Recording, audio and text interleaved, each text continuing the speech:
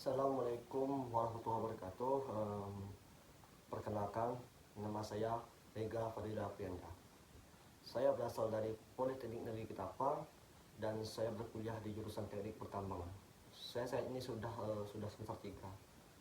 Dan pada kali ini saya ingin mendeskripsikan atau menjelaskan tentang materi pertambangan, yaitu power supply. Mungkin teman-teman sebelumnya sudah ada yang tahu tentang power supply atau yang belum. Apa sih itu power supply?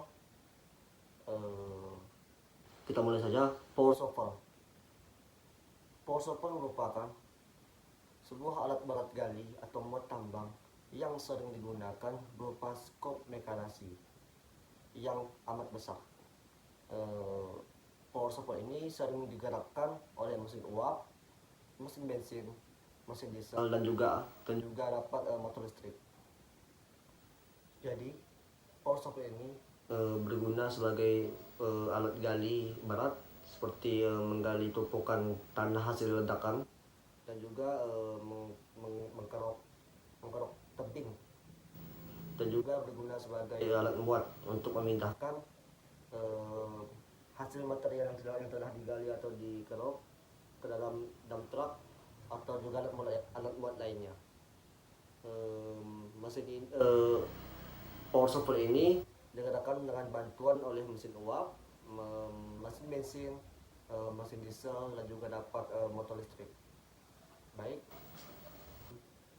dengan memberikan support attachment ke ekskavator, maka didapatkanlah power supply tersebut. Jadi power supply ini didapatkan dengan memberikan supply ini attachment ke ekskavator. Baik, alat ini baik untuk digunakan dalam pekerjaan menggali tanah tanpa bantuan alat lain, dan sekaligus memuatkan ke dalam truk atau alat angkut lainnya. Jadi power supply ini baik untuk digunakan dalam pekerjaan menggali tanah tanpa memerlukan alat lain, dan sekaligus dia juga akan memuat hasil gali tersebut untuk ditumpahkan atau dibuang ke dalam dump truck atau alat buat lainnya. Oke, selanjutnya yaitu bagian-bagian dari power supply. Teman-teman bisa lihat ke kiri saya, itu adalah gambar tentang bagian-bagian dari power supply. Kita bisa lihat sendiri gambaran bagian-bagiannya. Nama-namanya itu apa saja. Oke. Setelah teman-teman melihatnya, kita akan lanjut ke cara kerja power supply tersebut. Yang pertama, maju untuk menggerakkan dipper atau mangkuk untuk menusuk tebing atau timbunan tanah. Jadi maksudnya di sini itu power supply ini maju untuk menggerakkan dipper atau mangkuk tersebut untuk menusuk tebing atau menusuk timbunan tanah tersebut. Dan yang kedua, mengangkut dipper atau bucket untuk mengisi. Jadi dippernya itu setelah masuk, dippernya itu akan mengangkut material yang telah ditusuk atau mengangkut material yang telah ditusuk ke dari timbunan atau tebing untuk mengisi dipper atau bucket tersebut. Terus yang ketiga, dia akan mundur untuk melepaskan diri dari tebing atau tumpukan tanah atau timbunan tanah. Terus yang selanjutnya ada swing atau putar untuk membuang atau dump. Jadi setelah proses yang ketiga dilakukan, dia akan memutar atau swing ke arah dump truck untuk membuang isi dipper tersebut. Setelah dia mundur, dia akan mutar, terus bersiap untuk membuang hasil dari dipper tersebut. Jadi setelah dipper atau mangkuk itu terisi penuh, maka superstruktur atau kabin beserta bomnya itu akan berputar menghadap posisi truk untuk menumpahkan hasil gali tersebut, untuk menumpahkan hasil dipper tersebut ke dalam bak truk atau alat muat lainnya, dengan cara menarik tali atau threads atau grinder. Maka isi dalam dipper tersebut akan tertumpah ke dalam bak truk tersebut. Di sini saya ada video tentang cara penggunaan alat power supply. Teman-teman bisa lihat sendiri itu videonya. Kita lihat secara sama-sama.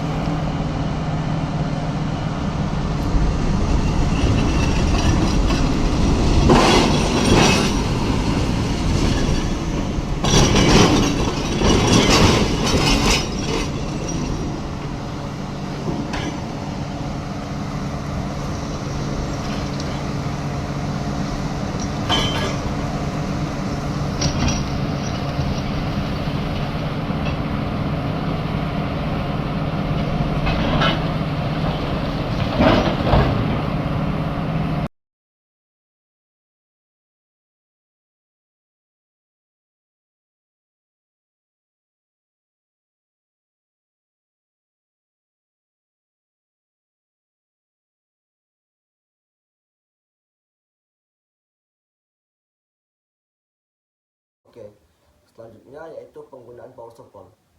Penggunaan power support ini dibagi menjadi dua macam, yaitu penggunaan power support sebagai alat gali dan sebagai alat buat. Untuk penggunaan power support sebagai alat gali, yang pertama itu membuat tanggul, yang kedua itu menggali secara datar, yang ketiga membuat lereng, yang keempat menggali ke arah daerah yang lebih rendah, dan yang kelima membuat parit. Penggunaan power support sebagai alat muat ini yaitu yang pertama itu memuat ke alat angkut, yang kedua itu membuang material ke samping, dan yang ketiga menimbun ke atas tumpukan material, dan yang keempat itu menimbun ke dalam hefor. Jadi itulah penggunaan power support yang dibagi menjadi dua macam. Dan yang selanjutnya itu ada kelebihan dan kekurangan dari power support. Terus yang terakhir itu ada kelebihan dan kekurangan dari power support. Kelebihan power support ini yang pertama dapat memberikan produksi lebih tinggi dibandingkan dengan backhoe. Biasanya bucketnya itu lebih besar dibandingkan backhoe. Iya. Yang pertama itu kelebihan dari power support itu yaitu dapat memberikan produksi yang lebih tinggi, nilai produksi yang lebih tinggi daripada backhoe. Terus nilai bucketnya itu sangat lebih besar daripada backhoe. Itulah kelebihan dari power support. Dan yang kedua itu kelebihannya dapat menangani material sampai dengan ukuran boulder besar. Jadi power support ini dapat menangani material yang berukuran boulder yang sangat besar. Dan yang ketiga, shovel mempunyai kapasitas lebih besar 10-20% daripada backhoe. Jadi power support ini memiliki kapasitas yang lebih besar daripada backhoe sekitar 10-20%. Tidak hanya kelebihan, power support ini memiliki kekurangan, yaitu yang pertama, kondisi operasi yang terbatas. Maksudnya gini, kondisi operasi terbatas itu power support ini, alat ini tidak bisa digunakan secara terus menerus. Jadi oleh karena itulah pengoperasiannya itu terbatas. Dan yang kedua, memerlukan alat tambahan, misalnya bulldozer. Power support ini memerlukan alat tambahan untuk membantu proses pengoperasian tersebut. Sangat diperlukan alat tambahan, yaitu misalnya bulldozer. Oke, sekian dari video saya. Semoga teman-teman semua merasa terbantu dengan penjelasan saya kali ini. Untuk itu saya selaku pembuat video ini mengucapkan terima kasih kepada teman-teman semua yang telah menonton video saya. Saya ucapkan terima kasih, dan saya mohon maaf jika ada salah kata atau pembacaan dalam penjelasan saya tersebut. Saya Rega Frida Prianda. Terima kasih. Wassalamualaikum warahmatullahi wabarakatuh.